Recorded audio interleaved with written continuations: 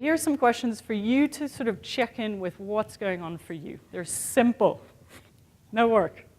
The first question is, yes or no, intuition. Do you think you're good at change? Yes or no? Next question. Do you think you are better at making or facing changes? Making changes. I initiate. I want this, I go for it. I want to lose the weight. I want to change something going on at work. I want to improve the relationship. I want to quit smoking. I want to get over this addiction. Making changes.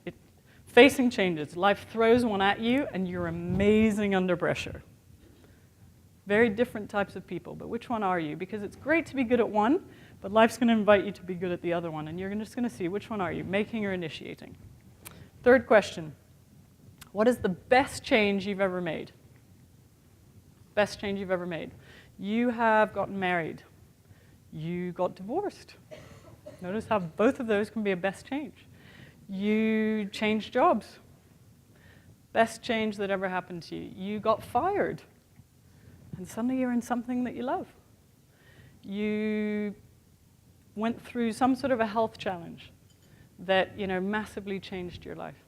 Best change you've ever made. You moved, you graduated, you had kids, you took time off. You know what the next question is going to be. The hardest change you've ever faced. Hardest change you've ever faced. Losing a loved one, seeing a parent go through something very traumatic, dealing with depression, losing a child. Hardest change you've ever been through. And just in the back of your mind go, what's the one thing that got me through that change? Because what you're going to see is you're much, much better at change than you've ever been told. Much better. And we're going to go through that in a second. You're just going to see. You have a change toolbox that you've actually been using the whole time, but you're not aware of it. So what, in that really hard change, what got you through it? Was it your faith? Was it a particular belief? This will pass. Time heals. Was it your friends? Was it, what got you through that particular change? Next question. What is a change you would love to make? We're at the end of a year.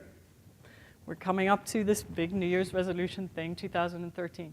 If you can be sure of having one change happen in the next 12 months, if I saw you all again in a year, and you said, I got my change, I made it happen. What is the one change? Because here's what we do in New Year's resolution. Here are 9 changes that we want to go off and do. And guess what? You don't get one of them. Or you might get 1 out of the 9. But when you can start getting a sense of, this is the one I most want for the next 12 months. What is the one change that you most want to be clear on? And here's the side question. What is the number one excuse that's in the way? Number one excuse that's in the way. I'm going to tell you a few, because I've heard most of them, as you can imagine, in the last few years. I'm too old. I'm too young. It's going to take time. It's going to cost money. It's not my nature. It's not the kind of person I am. It's a big one, especially for women. I'm not the kind of person that gets divorced. I'm not the kind of person that leaves the corporate world. Someone's going to get hurt. Much rather hurt myself. We're really good at this. Someone else is going to get hurt. Someone's going to disapprove. It's also another big one. So what's the number one excuse that's in the way for you? I don't have time. Big one. I'm sure there's a few more you could probably throw out. But I don't have time. That's another big sort of excuse that we have going on. So just be aware of what those excuses are. And the final question, just for you to get a sense where you're at, on a scale of 1 to 10, how willing do you really think you are, if you're honest, to welcome change into your life? It's what I call your change quotient. Companies have change quotients. I've spoken to companies and they've been at a 2. I can tell you one thing. Change is the word of the year. Change is the word of the decade. Companies that go through change will survive. Employees that can go through change will be the ones to stay in the company. I wrote an article for Business Week about how companies today are hiring people who they can see have the flexibility to go through change. So just see, where am I at? If everything changed, personally, professionally, am I willing to go along with it? That's where you need to be, scale of sort of 1 to 10. Relationships. When people change in relationships, they stay together. When one person changes and one person doesn't, they split.